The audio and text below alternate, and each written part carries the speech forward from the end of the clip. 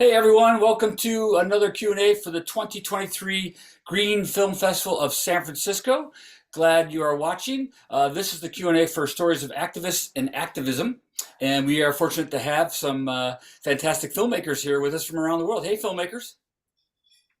Hey, Thanks for being here. First off, congratulations for getting into our film festival. And number two, completing a movie. I know how hard it is to finish a film, so well done. Real quick, can you go around and just introduce yourself and your role or position in the project and tell us the name of your project? We've already seen your films, but just reintroduce yourself if you could. Dorothy, I'll start with you since you're on my first screen here. Hi, my name is Dorothea Bramer, and I made a very short film called Interviews with Climate Activists. Excellent, thank you. And if I mispronounce your name, please forgive me. Arya? It's Arya. Arya, sorry. Yes, I'm Arya Zarifi. I made the film Greta along with my co-director Rajiv, who's here as well in the blue shirt. Well then, Rajiv, why don't you go next? hi, I'm Rajiv. As already mentioned, we co-produced, wrote, directed short film Greta. Greta, thanks guys, very funny film. Nathan, I have you next, please. Hi, I'm Nathan Kensinger, and I directed the film Black Mayonnaise. Black Mayonnaise, that stuck with me for sure. And Julio, you're next, please. Yeah, I am the director of Bread. I never know how is the pronunciation because the word is two different words, bread and earth. So it's a new word. So It's a new word. I do have difficulty saying it, but Please. I do like your poster though. I like how you change the colors for BR and Earth so we can kind of get the idea. Exactly, it's bread. I don't know. My English is not so very good. Sorry for this, guys. But That's but quite I all try right. to explain something in this meeting. Yeah, we're glad to have you here. Well, since you're speaking right now, Julio, what was the inspiration with your film? Why did you make this movie? Okay, it's a short film, and I started working in this project in December, because this short film is completely AI. So it's created with AI, with Midjourney, and in this month, very few people knew about that program. AI was not fashionable. Yeah. So I used several programs with Midjourney, Motion Leap. With Motion Leap, I move the plastic that surround the faces, etc. And for the animation, for the eyes and mouth, I use it After Effects and Adobe Premiere for the final composition. And at the It's end, very beautiful. It's very stunning. thank you. Yeah, and besides pleasing to look at, a little bit frightening in a way because of the way plastic is, suffocating our subjects. Yeah, this is the idea. At the end is a criticism of climate change, sea pollution, plastic waste, etc. And I work in people the responsibility of changing the earth. The important thing is not how it is made, but the message is the most important.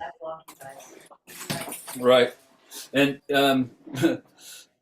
I use plastic differently now. I mean, I always have since watching environmental films, but I can't watch your film without now being very conscientious of my use of plastic.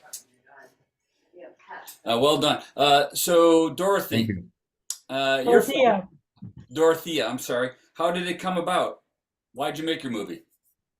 It's a very short movie where I just gathered about 6 or 7 climate activists, both youth activists and older people, to talk about why it's not too late, too complicated, or they're too small to do anything about climate change, because I feel like it's very important to hear from activists. Like, activists are completely underrepresented in our mainstream media landscape. We always hear negative news about things. Of course, things are bad, but we need to hear about the incredible activism that people are doing to fight back, you know, our horrible, you know, oil-based, you know, catastrophe here. So, and Among many other things. I wanted something super short so that people can just watch it very, very quickly, and you can just stick it in with some other screening so that it's not like, so that you can talk about it afterwards or something. Yeah. What I also enjoyed about it was it's almost like a film you could play daily as an affirmation or a reminder that we can take action, that we can do something. When I watched it, you know, I have to admit, after watching hundreds of these films, it does get a little bit emotionally challenging. Yeah. So coming to yours at whatever point I did give me an uplift of like, all right, this is worthwhile. There's hope. We can do something. Yeah, I mean, one line that really stuck with me is this Flora Cardoni, who says like, we have all the tools that we need to end the climate crisis, only the political will. We don't have the political will. So it seemed like that's a kind of good direction to put your energy towards, you know? Yeah, yeah. Maybe I'll come back to that if we have time. That's a good point. But Araya and Rajiv, what about your film? Where to start? You want to take that on here? Rajiv, you can go ahead. So the apartment that Greta was filmed at is my old apartment I used to live in San Francisco, and I remember seeing that there's like a 65-foot mural of Greta Thunberg, like basically staring directly into my unit. And I remember, I don't know if y'all recall, during the pandemic, there was news in San Francisco this day of just like orange, where the sky turned orange and it looked like Blade Runner. And I remember looking outside my window and seeing her staring directly at me on this orange day. And like, that is, I feel like because all the other buildings were like hotels and commercial space, I was like, I'm the only one that lives here, and it feels like it was just staring at me. And I was like, I feel that was really your apartment. That was your view. That's the view. I mean, she's looking right through your window, looking right into my soul. So every time I don't recycle or compost, I feel the judgment. So I thought, you know, obviously how one, you know, this big apocalyptic seeming event, right? And it's like, how do you as an individual kind of respond to these, you know, massive events that are being spurred on by climate change? And so we kind of thought we'd try to take a stab. Ari and I would take a stab at telling a story using, you know, kind of our natural surroundings. So completely inspired from that mural. Yeah.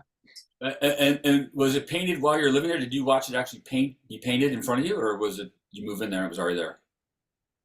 I remember. I think it was. I was watching. Yeah, I was watching it get painted. So when I lived there, it wasn't there, and then voila. Wow.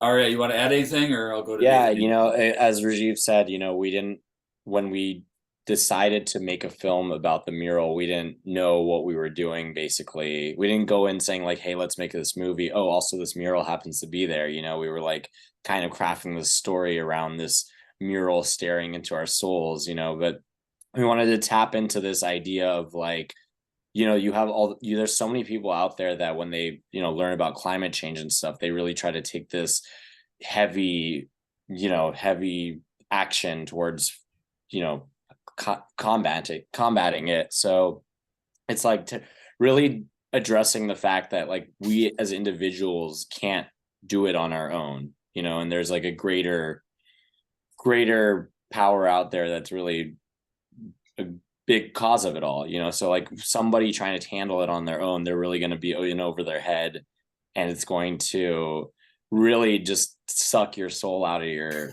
body trying to take care of it and save the world. And you know, one person can't do it all.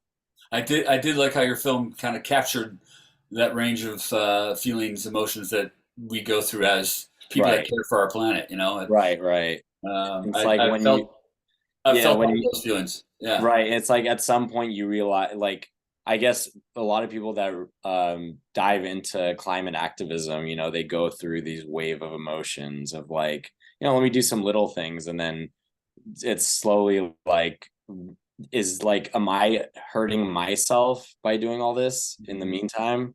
Mm-hmm. You know, so it's a whole process. It sure is. Nathan, your film, please. Where'd it come from?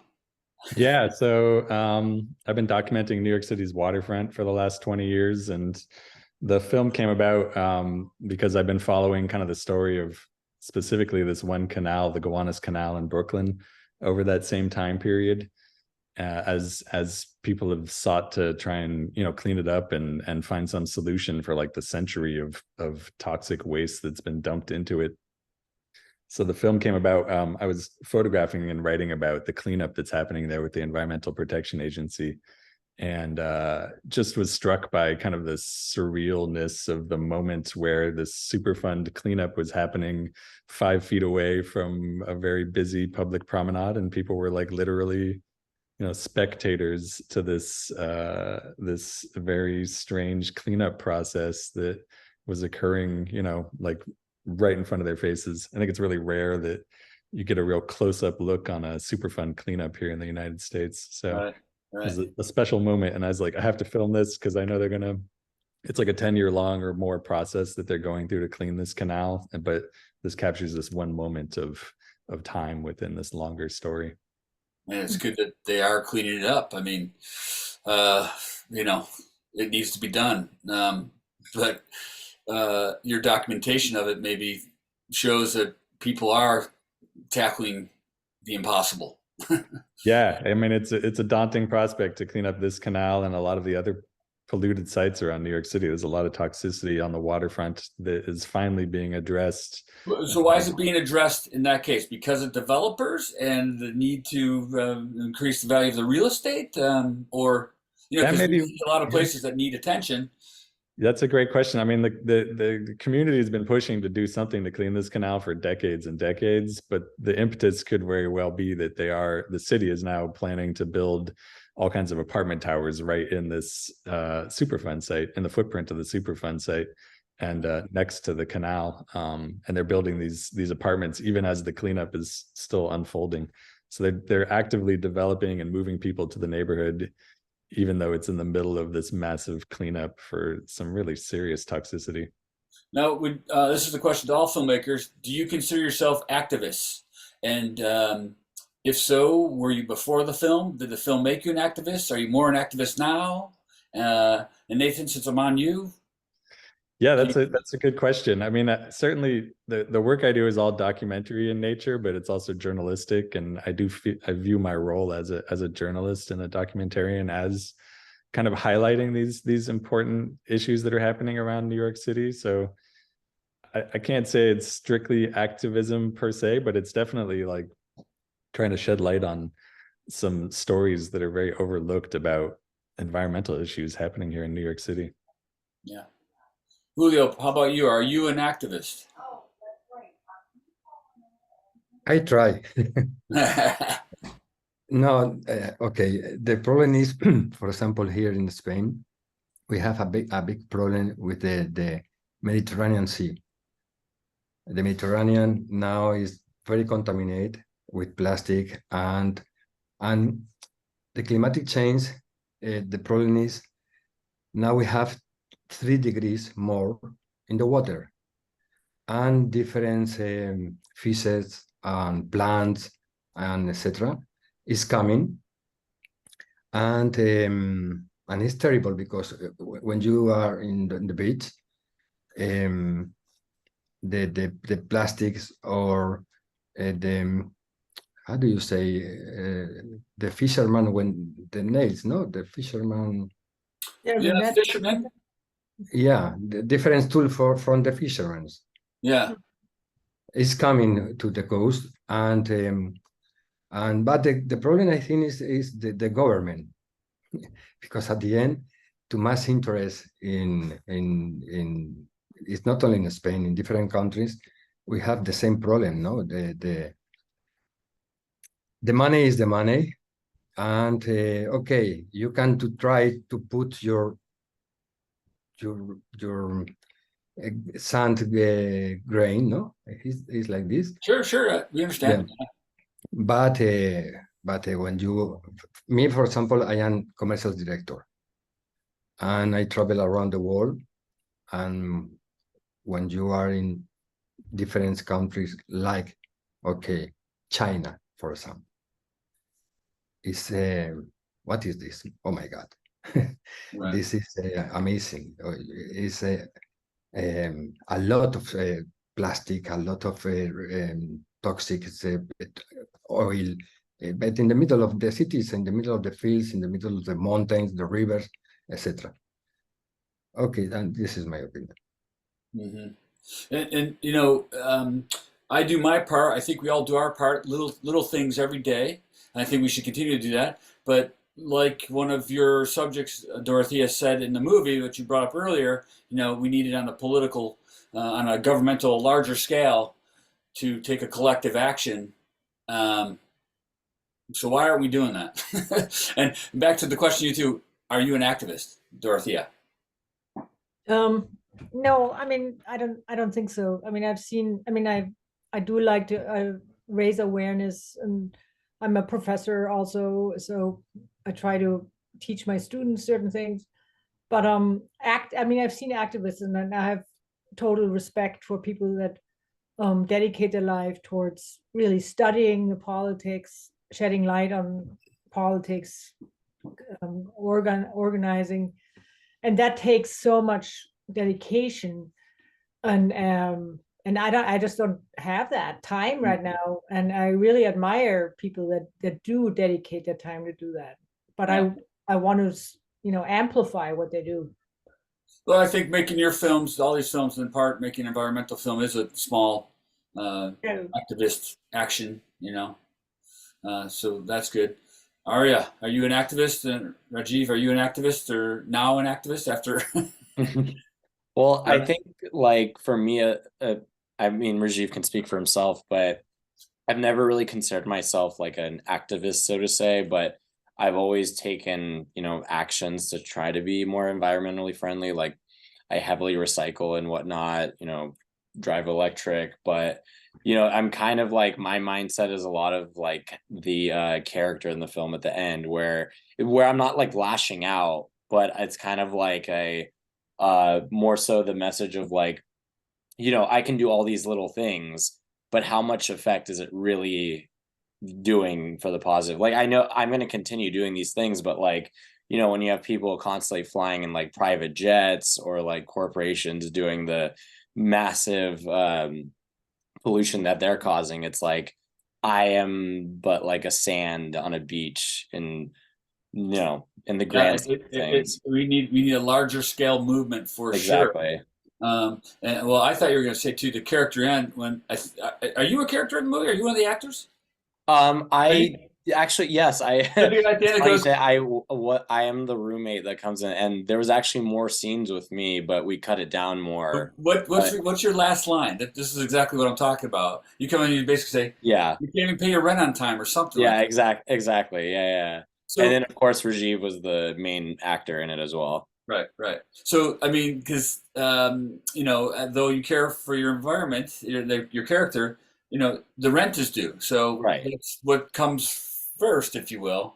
Yeah, we have to live first and foremost. But You know, sometimes that's in contradiction. Like driving exactly. my gas car is not good for the environment. So I Right, feel guilty now. exactly.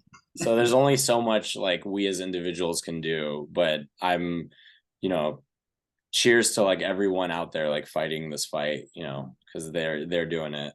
Right, right. Rajiv, are you an activist?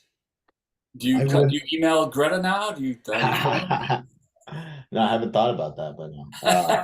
Maybe we should tweet this at her. No, Yeah. I wouldn't call myself an activist, but I would say I've, you know, increasingly respect for people who are activists, and I aspire to be one. But you know, for a lot of the reasons folks here have mentioned, not currently, but you know, working on it. Right. And what do you filmmakers feel like you'd want audiences to take away after watching your film? And since I'm on Greta now still, Rajiv, go ahead, you're up on the screen. What do you want audiences to feel or get from your movie? I think at least, yeah, what I was kind of envisioning from it was this concept of you kind of, when you think about climate change as an issue or whatever issues within climate change are particularly you know, more important to you, it's kind of important to get outside of yourself, right? And like understand that it's not about you, it's about this broader thing, and whatever collective action that means, whatever it means engaging with other people, that's what it's about, right? The character in the movie is very like solipsistic, very like internally focused, right? How it's affecting them, and that's kind of, you know, besides the point, it's kind of affecting all of us, and you kind of have to get outside of yourself to really like engage with a lot of these things. So. Now, are you guys graduates of the, are you film students, graduate film students of the Art Academy? Is that No, we just live near there, but yeah, I remember there was a location in there. I'm like, oh, are yeah. they Yeah, students? no, Oh, okay. no, we did not attend there. Just happened to live right near there. And I asked because I was wondering if maybe this was a student film project, or if your first goal was just to make a short film, and then the environmental theme kind of. No, we were actually writing a separate film completely that was a much bigger uptaking, and you know, Rajiv was kind of like, "Hey, we have this idea for this Greta mural. Let's write something about it." And it was supposed to be this very like, I was gonna fly up to San Francisco for one weekend. It was supposed to be like an easy project, and it definitely was not that. And it took us like almost a year to actually edit it completely, but yeah, you know, it wasn't it was not what we thought it was going to be, but we're really proud of how it came out. Yeah, good job. That inspires me for other questions too. But who'd like to go next? What do you hope audiences take away? Julio, you want to go next? What do you hope an audience viewer comes away with? Like, you know, I am definitely pay attention to my plastic more, even though I already did. But now I'm like, oh, I got to use less plastic. What is the question? What do you hope a viewer, the audiences, will take away, will get from your movie? I don't know. Yes. No, I try only is I try to put the energy. It's not only in this festival, around in a lot of different festivals, and the people when watch the film, okay, I start to change the mentality, maybe change the every day with simple things. No, maybe I don't know. Maybe you can to put more energy in this place, or maybe you simple. For example, like I remember in LA, everybody take the car, okay, and for example here in Europe, it's totally different. Here we can to try to walk for the job, for the I don't know, for the restaurant or public transportation, no? But for example, only with this, or the people on the beach start to eat and or smoke and put the cigarette in the sand. But I think now, step by step, the people change the mentality, and I hope so. And okay, and this short film is a very short film. It's only okay. Is here we have here there are people with different mind, something like this. Right. Yeah. Yeah. Think twice. Think about your actions. It definitely did it for me. Dorothea, is there something you want audiences member to take away when they watch your movie? Yeah, definitely. I mean, I specifically made this film so that people that already believe, I mean, this film was made for people who do believe that climate change exists, not towards people that, you know, deny it or anything like that, but who feel like they're too small to do anything about that. So I do want people to feel empowered, to feel like they can do something. Good. It worked for me. Thank you. Nathan, anything audience member can take away from your film, or? I mean, I would say, you know, like all my films, the film is meant to be more evocative. So I'm always interested to hear what people's responses are, but it's meant to evoke like certainly some powerful emotions. I think someone said to me after one of the screenings of the film that they were like, oh my God, it was like the film was so beautiful, yet at the same time horrifying. And I'm like, yeah, that about sums it up. Like just having this emotional response to watching this really toxic, horrible pollution be unearthed, and feeling at the same time there's something strangely alluring about watching the process, watching the oil spills, percolating across the water. So it's meant to be it's meant to like raise questions and emotions within the viewers, a little more open-ended in that sense. Exactly, did that for me too. Both um, intoxicating, interesting, and also just horrifying. And like I said, it stuck with me. I felt stuck at times, and maybe it's also because of some of your. I mean, didn't you have some underwater shots? Yeah, I mean, the film like if you want to travels call it water. down. Yeah, you travel down to the very bottom of this canal, which is like 100 and something years of toxic sediment at the bottom, and like I don't think very few people have ever seen that view. I mean, it's you're in the heart of like one of the most polluted waterways in the United States, and I don't think Was that one of your biggest challenges? The production of it, or what was the challenge you had making your movie? I mean, certainly the challenge is like, how do you kind of capture this moment, this moment of this larger cleanup, and show it in a way that's not just like immediately like, oh, this is disgusting, but to like capture the nuance of the moment.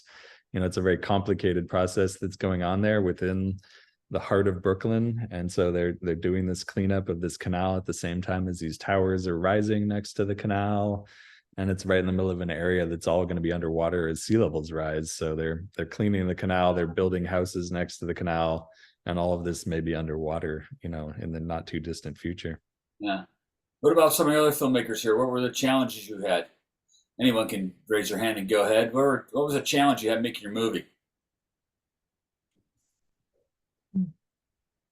Dorothea. I had nothing. I mean, it's like the challenge was just scheduling, I guess. Wasn't that hard, more talking head interview style, right? But what about getting the interviewees scheduled? Were they demanding? Yeah, I think that was. Oh, what did you ask? Were they difficult to No, agree no, with? they all were like super eager. They loved talking. Yeah. And what about the narrative filmmakers? Rajiv and you guys, did you have trouble? Any So challenges? Or I was it just think, the length of time and being inspired to write the story? yeah, I mean, I think it was kind of the story was not easy, but like, we were like, we have this kind of very natural setting, and we're going to try to write a story around that. We filmed it. I think we filmed it before the vaccine was widely available. So, managing and making people feel safe with the pandemic was definitely a challenge. So, the COVID of it all was definitely a challenge. Right. Getting the edit really nice and tight. It's a mostly silent film. So making that kind of compelling with the visuals. I know, as Ari said, we spent a lot of time really fine-tuning the edit. The original cut was like probably twice as long, and we cut out a lot of different kinds of things happening, and really leaned into kind of the silent parts of it to make it a bit, hopefully, like a much more streamlined, more compelling narrative. And then also like we've worked with original music before to score it, but we worked with a friend of mine who works as a musician but had never really scored a film before, and we wanted something really different sonically. And so, not a challenge, but like it was just like we had like a very I think relatively unorthodox like kind of scoring process, which was like a ton of fun. And we're really happy with how it turned out, but like that was a bit different for us. Right. Yeah, Normal also- filmmaking challenges.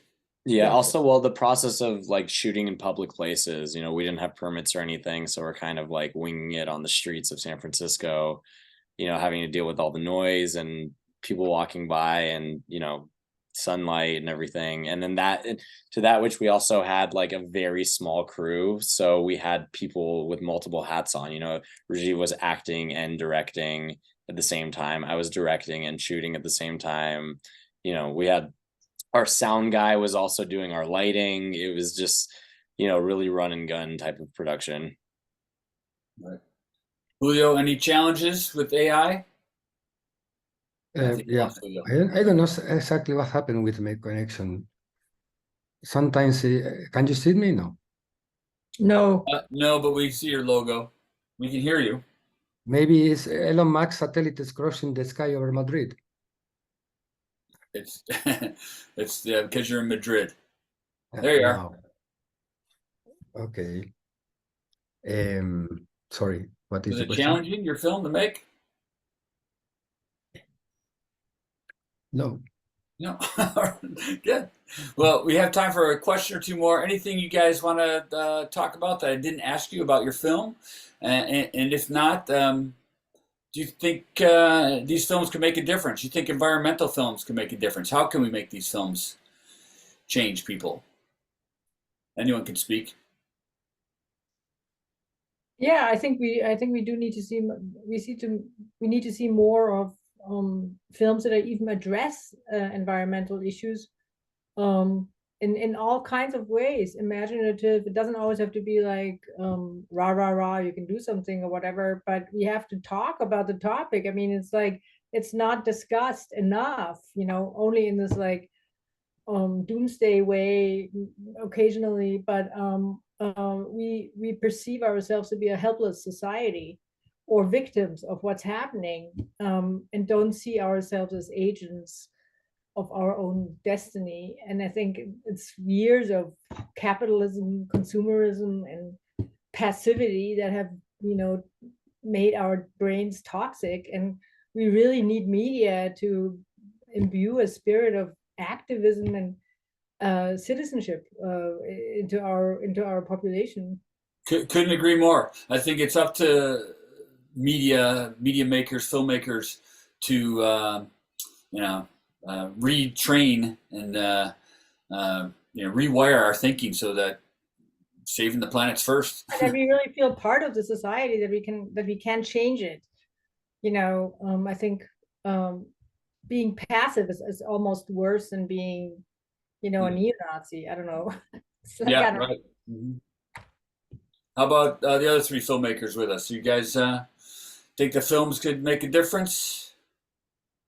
Yeah, I mean, I think any kind of storytelling that takes on these issues and tries to bring it to like a wider audience is vitally important. Really trying to highlight these issues in a variety of different ways. I mean, it's great that the films here all take different approaches to these kinds of issues too, because I think you'll reach very different audiences in that way. So I mean, for myself, it's really, like I said, just trying to spotlight stories that are just not getting the attention they should have and trying to reach the widest possible audience to like share with them, this is what's happening with the environment. This is what's happening with like sea level rise. This is like the future of, at least for me, I'm looking pretty locally at just in New York City and the East Coast, but it's like, all right, like what is the future of this city as sea levels rise and climate changes, and really trying to get people to think about whether there will be a New York City in the near future and what will happen to the East Coast and also to cities like San Francisco too. I mean, San Francisco is facing a pretty dire future when it comes to climate change and the environment. Yeah, we're all being affected. How about you guys, Team Greta? You guys want Yeah, to? it's it's unfortunate, but a lot of people aren't really like reading and seeking out information, in newspapers and magazines and whatnot. So a lot of people see videos online or movies and suddenly like they're learning something they never knew about, whether or not they do something about that or decide to change their lives in some way. Suddenly now they have this knowledge and, they're talking to other people and now passing that knowledge to someone else, just like in the film, this guy didn't know who Greta was, and suddenly he's like, well, let me change my life off this one speech I see, and now with like social media and like TikTok, outside of the realm of even like films, you have a greater way to bring that information to people of all ages. True. Absolutely. Rajiv, any comments on this? And we'll sign No, off here. thank you so much for having us. Yeah, no, I mean, I think absolutely, films can, make a difference. I'm not so sure about our weird little film, but I think all of the documentaries and stuff definitely made an impact to me personally. But I Well, think, yeah, I think also, you know, your entertainment value provides an easier access to the subject material, right? I mean, sure. so, well, all your films are wonderful. We enjoyed them here at SF Indie Fest, the Green Film Festival. That's all the time we have. Thanks, guys. Thank Thank you. you. Thank you. Congratulations, and thanks for all our viewers out there. Thanks for watching the Q&A for Story of Activists and Activism for the Green Film Festival of San Francisco, sponsored by SF Indie Fest. Catch out more films at SF Indie Fest. All right, filmmakers, I hope to meet you in person. Congratulations. Thank you. Thanks. Ciao.